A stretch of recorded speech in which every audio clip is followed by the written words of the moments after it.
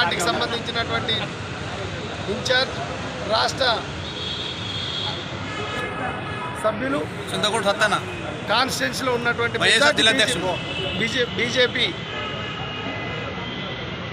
కాన్స్టిట్యున్సీలో ఉన్నటువంటి బీజేపీ ముఖ్య నేతలందరూ కూడా ఇవాళ కాంగ్రెస్ పార్టీలో జాయిన్ కావడం జరిగింది. దాదాపు ఈరోజు 500 మంది బీజేపీ పార్టీ నుంచి కాంగ్రెస్ పార్టీలో జాయిన్ కావడం జరిగింది. దాదాపు బీఆర్ఎస్ నుంచి 100 మంది, బీఆర్ఎస్ పార్టీ నుంచి 100 మంది జాయిన్ కావడం జరిగింది. దీంతో అక్కడ పూర్తి స్థాయిలో మెజార్టీ కాంగ్రెస్ పార్టీకి ఇచ్చి బీజేపీ పార్టీకి డిపాజిట్ కూడా రాకుండా చేసేటటువంటి ప్రయత్నంలో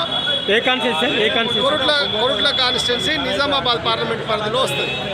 ఓకే, అంటే ఏ క్యాడర్ నుంచి జెడ్పీటీ ఒక 5 జెడ్పీటీసీలు, constituency in-charge, 2 MLA contested persons. వాళ్ళ పేర్లు ఏమని చెప్పగలరు? డాక్టర్ జేఎన్ వెంకట్ బీజేపీ నుండి పోటీ చేశారు.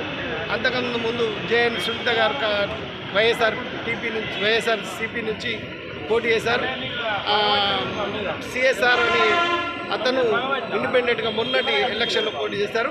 అందులో జెడ్పీటీసీలో ఒక 5 ఉన్నారు, 5 ఎంపీపీలు ఉన్నారు, మా సర్పంచులు ఎంపీటీసీలు జెడ్పీటీసీలు అందరూ ఉన్నారు. కాబట్టి అక్కడ బీజేపీ పార్టీకి కంప్లీట్గా ఎలాంటి డిపాజిట్ కూడా రాకుండా ప్రయత్నం చేయడం అన్ని పార్టీల విజయం సాధించినాక మీరు ఎలాంటి మార్పు చేయాలంటే ఈ ఎన్నికలు ప్రధానంగా ఈ ప్రాంతంలో, మా ప్రాంతంలో షుగర్ ఫ్యాక్టరీ ముఖ్యమైనది ఉన్నది కనుక ఒక రైతు బిడ్డగా మా ముందుకు వచ్చిన జీవన్ రెడ్డి గారు ఇంతకుముందు కూడా రైతు పోరాటాల్లో ముందున్నారు. అక్కడ షుగర్ ఫ్యాక్టరీ గురించి పూర్తి అవగాహన ఉన్నటువంటి వ్యక్తి మా క్యాండిడేట్ జీవన్ రెడ్డి గారు, పార్లమెంటు అభ్యర్థి. వారికి పూర్తి అవగాహన ఉంది కాబట్టి వారు కంప్లీట్ షుగర్ ఫ్యాక్టరీ తెరపడానికి తను ముందుంటాడు.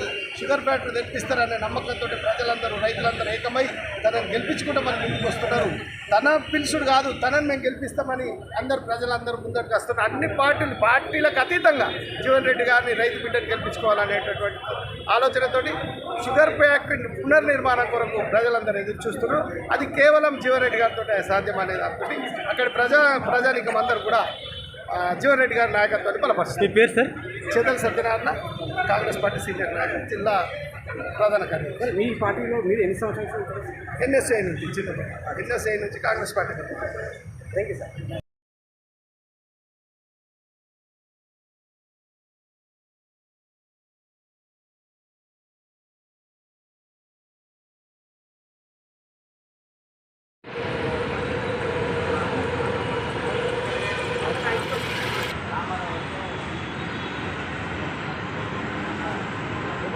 Gracias.